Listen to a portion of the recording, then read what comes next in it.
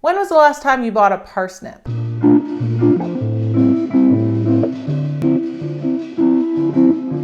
Hey, I'm Paula. This is How to Make Dinner, and today I'm making parsnip recipes. I've got three and a half parsnip recipes for you today. Parsnips are awesome, and they are kind of underrated. I feel like people really overlook them in the grocery store, me included. So I thought it would be a good time to give parsnips a little bit of love. So I'm showing you some really cool recipes, very diverse, all the way from dinner to dessert, and it's gonna be great. Let's start with the simplest one, which is a parsnip and roasted garlic mash. So I'm just gonna say it, this is basically just mashed potatoes. I started by peeling and cutting about 1 kilo of parsnips and adding them to a medium-sized pot. And then I'm also adding about 250 grams, so about 2 medium-sized russet potatoes. This is gonna help make the parsnip mash really creamy because parsnips on their own are quite stringy and not that creamy. So I added water till it reached just about halfway up the pot. So these are going to kind of steam/boil. So I get the pot on the stove, crank it up to high, put a lid on, and once it comes to a boil, I reduce the heat down to medium and let them cook for about 20-25 minutes. I really want them to be cooked all the way through and soft all the way through so that they're easy to blend in the food processor afterwards. While the parsnips are cooking, I also roasted some garlic. For that, I just take a garlic bulb, cut off the end, pour a little olive oil over top, and wrap it in foil and put it in the oven. And I actually did 2 whole heads of garlic for this recipe. Drain the water from the parsnips and potatoes, and then they're ready to blend. I added them to a food processor, and I added in a little bit of salt, nutmeg, and pepper. And I squished the garlic cloves in there too. I don't tend to mash these with a potato masher just because parsnips tend to be a little bit stringy. So I find that using a food processor just makes sure that you get a super smooth mixture. But if you want a little bit more of a rustic vibe, then mash it up. And then once you've got this mash, it's just a great side dish. You can kind of like smear it onto the bottom of a plate and make like a fancy plated dinner, or you can just put a big bowl of it in the middle of the table at Thanksgiving or Christmas or any old time, really. It's really, really good. This next recipe is miso maple glazed parsnips. So I started by peeling and cutting some parsnips into little sticks. You can do circles, whatever floats your boat. I did little sticks for this one. I added about 1 cup of water to the bottom of the pan. And then this time I only cooked the parsnips for about 5 minutes until they're just tender. I don't want to overcook them this time because I want them to hold their shape. I drained the water and then put the parsnips back on the heat in that same pan and just added about 2 tablespoons of butter. And then my maple miso mixture. So this is basically just about 1 part miso to about 3 parts maple syrup. And then you drizzle that in, and then in seconds, this is done. The parsnips are all glazed and lovely, and they kind of start falling apart around the edges, which is totally fine. And they're sweet and they're salty and they're just so good.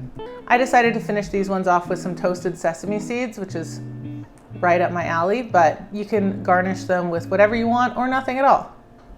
Here's a little bit of a fun one for you. Dessert. This is a parsnip cake, and it is one of my favorite cakes both to make and to eat. It's really similar to a carrot cake, of course. It's got some nuts, it's got some orange, it's got some apple, and a whole lot of parsnips. I start by melting butter, granulated sugar, and golden syrup in a small pot. This is one of those moments where I love having a scale because I didn't have to measure golden syrup in any kind of container that's so sticky or measuring cup. I just squeezed it right in. It's awesome. Heat that mixture on medium-low until everything is nice and melted, and then put it aside to cool slightly. Next were the dry ingredients. So into a large bowl, I sifted some flour, baking powder, and the recipe actually calls for mixed spice, which is a thing in the UK, but as far as I can tell, we don't have mixed spice here. It's just a blend of, I think, cinnamon, cloves, maybe some nutmeg. Anyway, I just used straight cinnamon this time. And then after that was sifted together, I just set it aside. So I peeled the parsnips, peeled the apple, grated everything, and I'm gonna tell you, grating parsnips on a box grater is not very fun. If you have a grater attachment on your food processor, I highly recommend using it. They're so coarse when they're raw and stringy, and it's just really hard to do. So I wouldn't recommend using the box grater, but that's all I have. And then I took 4 eggs and whisked them together in a bowl and then slowly added the sugar butter mixture. That's why we want that mixture to be cooled slightly, because we don't want to scramble the eggs. But also if you add it slowly to the eggs, then that should help prevent them from scrambling too. So then you've got the eggy, sugary, buttery mixture. You've got the grated fruit and veg, and then you've got the dry ingredients. Take the eggy, buttery sugar mixture and pour that into the dry and mix it together until it's nice and combined. And then add the parsnips and the apple, as well as some chopped nuts. I used walnuts, and the zest and the juice of an orange. Stir that all together. Divide it into 2 9-inch cake pans. I have these lined with parchment paper in the bottom, and I actually like to weigh the cakes as I'm filling the cake pans, because that way I know I'm gonna end up with 2 even cakes. And then those bake for about 35 minutes at 375.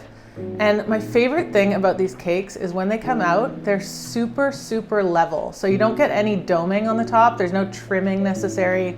They just come out perfect. I love the satisfaction that comes from making this cake.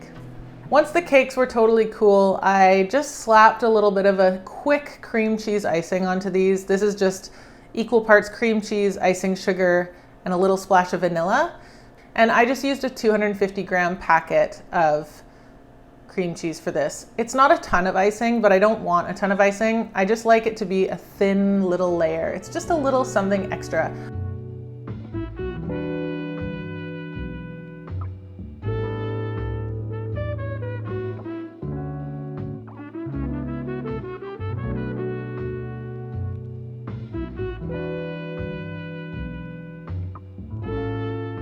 So that's 3 really awesome parsnip recipes for you.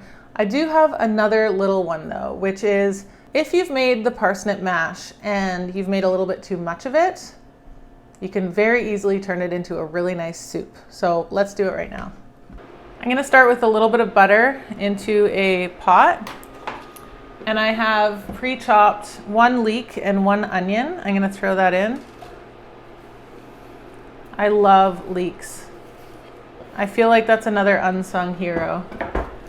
I'm just gonna add a little bit of salt to the pot to help things get started. And I'm just gonna sweat this down for about 5 minutes.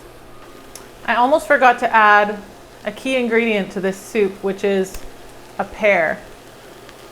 Pears and parsnips go so well together, so I thought I'd add a little pear to this soup to sweeten it up a little bit. Now that the onions, pears, and leeks have softened quite a bit, I'm gonna add in some of this leftover parsnip mash. I'm gonna start with about, I don't know, 2 cups. Depends on how much mash you have left over, really. If you only have a little bit, you can use less onion or drop the onion and just use a leek. And then I'm gonna add some chicken stock. I conveniently made a batch of really nice chicken stock today. So I'm just adding that in until I get the right consistency. I want it to be soupy, but not watery, not baby food. I can't believe how many people are okay with their soup being literally the consistency of baby food. It's like mind-blowing to me. Anyway, there we go. That's looking good.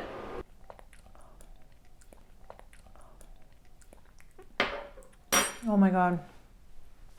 That soup is so good. This whole video could have just been about making that soup. This soup is great. You should make this mash just so that you can make this soup. And everything else is awesome too, actually. Just get into the parsnip lifestyle. It's so good over here. I'm gonna buy parsnips more often too. And I'm definitely gonna make this soup more often. Holy crap.